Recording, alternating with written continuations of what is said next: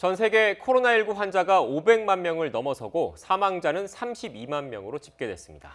전파 속도는 이전보다 떨어진 것으로 보이지만 브라질과 러시아에서는 여전히 많은 환자가 발생하고 있고 미국도 재확산 우려가 제기되는 등 불안감이 계속되고 있습니다. 보도에 박홍구 기자입니다. 전 세계 코로나19 환자는 지난 9일 400만 명에서 12일 만에 100만 명이 증가했습니다.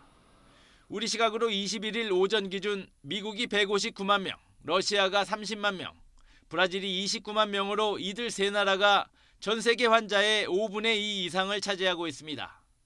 지난 3, 4월에 환자가 폭증했던 스페인과 이탈리아 등은 신규 확진자 수 등을 볼 때 안정기에 접어든 것으로 보입니다.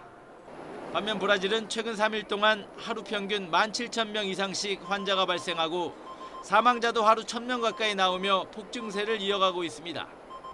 브라질은 특히 노조 등이 보우소나루 대통령에 대해 탄핵을 추진하는 가운데 보건장관 2명이 잇따라 대통령과 갈등을 빚다 물러나는 등 방역 구심마저 실종된 상태입니다.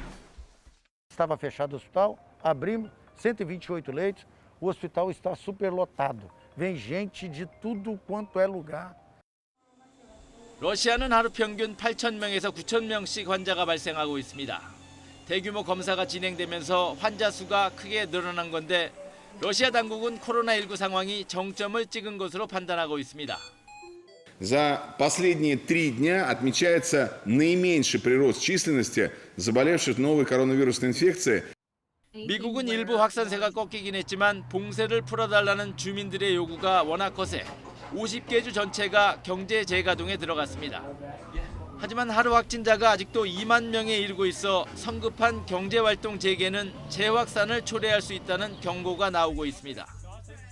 That if some areas, cities, states, or what have you, jump over those various checkpoints and prematurely open up without having the capability of being able to respond effectively and efficiently.